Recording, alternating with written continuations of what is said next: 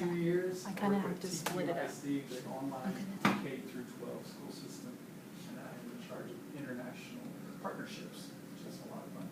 And I have one degree from here, my undergrad, and then I have my master's from B&M. Sorry, but I bleed red and black. Yeah, I know. Just kidding. So, let's see. I have 2 daughters that one will be attending next year, and one is a junior, and she's in England on study abroad right now. And then we have a son at Roscoe Wilson Elementary. Yeah. We love them. Awesome. I have 3 boys, by the way. I should throw that in. Yeah. Get in trouble. And a beautiful wife. So. Yeah, that too. So you're surviving 3 boys then? I am. How old are they? 10, 7, and 3. Oh, wow. These are rows of survival. I've got 2, and so some days I really wonder if I'm going to, like, go to jail. Yeah. I think my wife is the same way. She's at home with them, so Right. I just come home and, after work, play Dinner ball. bedtime. So, Yeah, you're the fun piece. That's right. Very good. Cool. Congrats. Thank you.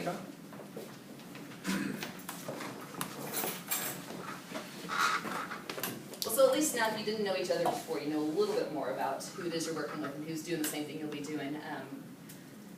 Doing the same thing you'll be doing anyway in the fall and in the spring semesters. My question for you is, why is it important to build community inside your own personal classroom? Anybody have thoughts? I have one, just because I think that's the piece that I missed last year. I think it happens, good or bad community happens one way or another. But I wasn't real intentional at first, and so it took a long time to grab hold. Once we did form some good bonds, obviously the strategies that came across, the information that was coming across was much more, they took ownership of.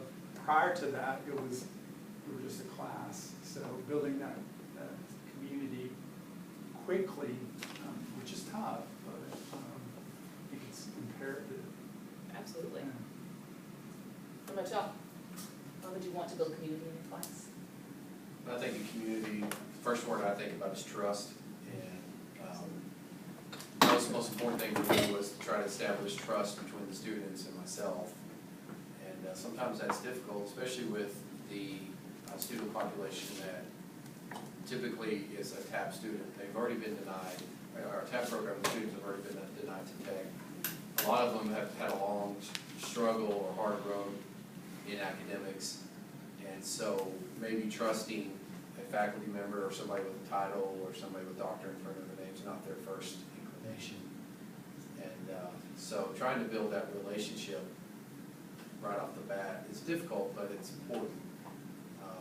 They have a tendency to listen a little bit more if they, think you're legit and trust you. So. Absolutely. Anybody else? I think it also helps them open up and share with each other more openly. You're so afraid to talk to each other. I'm not going to bite you. It's true. You're fine. So yeah, having that community, knowing that everyone is a peer, everyone's on the same level, it's a safe environment to talk. Absolutely. I think you'll hit it all dead on. I mean, you can learn more if you're able to collaborate with other people. The more brains you got, then the more opportunity you have to learn to extend your own knowledge and your own thinking, as well as just hear those other viewpoints. And you're right, they are terrified to talk to each other. I'm not really sure where that comes from, because in the secondary world, is when they're those younger teenagers, you cannot get them to be quiet. Then again, talking about academic related items are 2 completely different things. And so I wonder if a lot of times they trust each other socially, but they don't necessarily trust each other academically. And so you're right, building that trust piece in is absolutely key in getting them to explore whatever it is we're talking about at a deeper level. So I encourage you to consider that as you're moving through and doing your teaching and going through your courses, because they won't do it on their own. It's one of those pieces that if it's, of course, it's like that with everything. Is there anything that you do in your class that they would do on their own if you didn't force them? Probably not, right? It's one of those things that we have to be, as educators, be very intentional about. Okay, so this is ultimately why we're here today. It all boils down to Wicker. What is Wicker and how can you use it? What does it mean to you? Why do you need it? Right? It's all a part of that AVID piece. And so we'll talk more about Wicker as we move through. Before we get to the actual Wicker stuff, however, I want to take just a minute and give you guys a quick rundown on this whole Cornell note taking piece, which you're probably very familiar with. I'm Are not any of taking the rest my of you notes. familiar with Cornell notes or with the AVID structure? I may need to drag you through this then. I'm going to start rolling through it, and if I get to the point when you're all thinking we really all know this, will you tell me? Okay. Yeah. Alrighty, and then we can move from there. Go ahead and grab one of these packets if you haven't already.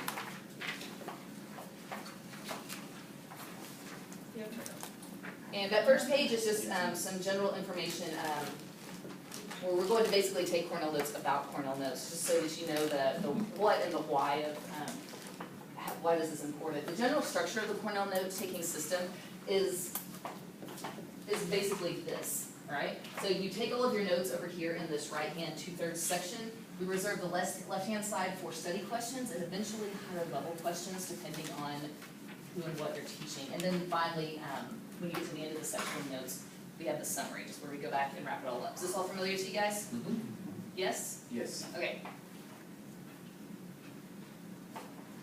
This may all be familiar as well. Alrighty, the thing about Cornell notes that our students, that I find students struggle with is that I say, Ms. Potts, I don't need you to teach me a new way to take notes. I got my own system and I like it and it kind of works for me. And so my first question back is always, well then why are you making a 63 in my math class, right? And second, that's fine. You can continue taking your notes just like you want to take them. I just want you to take them over here is all. Then I'm going to ask you to do a couple more things just so that you're not making a 63 in my class anymore. So it's squishing it down over here. So it's not a method of taking or recording notes. It's simply the method for doing something with your notes. Alrighty? So what I've given you guys is in that packet, you've got basically a skeleton set of this. So you've got maybe half of the sentence. If you don't need to fill out the rest because you already know this, you're not going to offend me. Just FYI. You guys know where it came from? Dr. Pock over at Cornell University. Once upon a time, his students weren't doing well and he wanted to figure out why.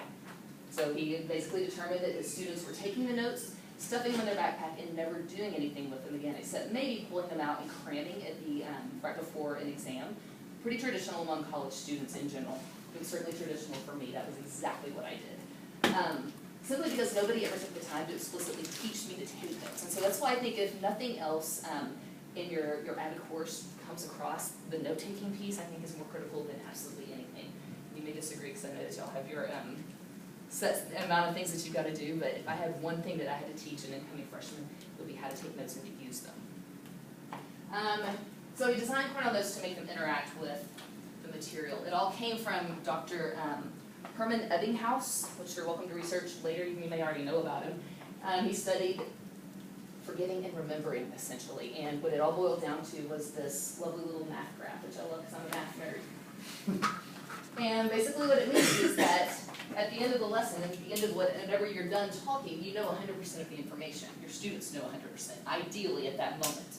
But because our brains are designed to purge information, they don't keep things that aren't deeply connected, the brain immediately starts to forget. And so after 20 minutes of existing, there's only 58% of that knowledge that you gave them left in their brains. And you see how rapidly it decreases by the time we hit test or midterm. They've lost a substantial amount of information if they haven't connected it such that the brain remembers it. Am I preaching to the choir? Do you guys know all this? Seen this before? The depreciation of a new car. It's true. Within 20 minutes, you know, your value's already down. Absolutely. Yeah. Now if we can figure out how to fix that in the car industry, Yeah, awesome. interesting. By Because- used. Cornell. By used. By used spraying. That's the answer. You spring. Might not be too far in the future. So the key here is, okay, that for one is kind of terrifying, but it kind of helps make sense of why our students, why they struggle sometimes. If they don't do something with it, they're going to lose it. And it's something that our mothers and grandmothers probably have been preaching to us for years. If you don't use it, you're gonna lose it, honey, right?